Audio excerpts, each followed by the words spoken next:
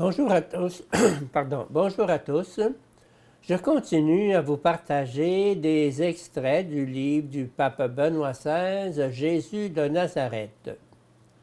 Jésus devant Pilate, suite. La définition classique formulée par la philosophie scolastique qualifie la vérité de adéquatio intellectus et rei, adéquation entre l'intelligence et la chose. Thomas d'Aquin, Somme théologique, première partie, question 21, A2C. Article 2C.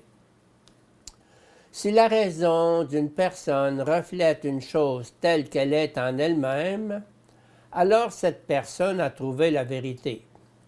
Mais c'est seulement une petite part de ce qui existe réellement. Ce n'est pas la vérité dans toute son ampleur et sa plénitude. Avec une autre affirmation de saint Thomas, nous nous approchons davantage des intentions de Jésus. La vérité est dans l'intelligence divine proprement et premièrement, proprio et primo.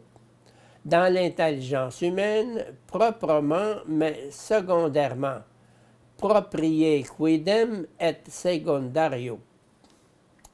Et cela nous fait arriver finalement à la formule lapidaire « Dieu est ipsa summa et prima veritas », lui-même la souveraine et première vérité. Somme théologique, prima pars, question 16, article 5c.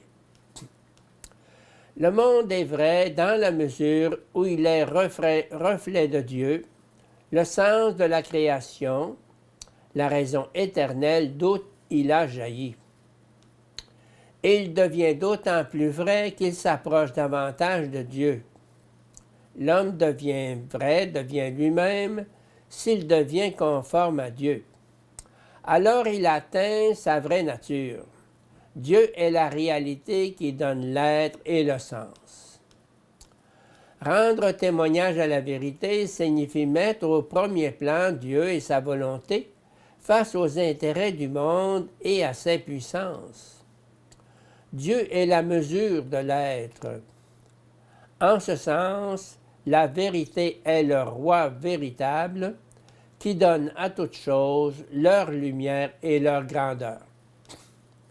Nous pouvons dire également que rendre témoignage à la vérité signifie, en partant de Dieu, de la raison créatrice, rendre la création déchiffrable et sa vérité accessible d'une manière telle qu'elle puisse constituer la mesure et le critère d'orientation dans le monde de l'homme, que le pouvoir de la vérité, le droit commun, le droit de la vérité, puisse venir à la rencontre des grands et des puissants.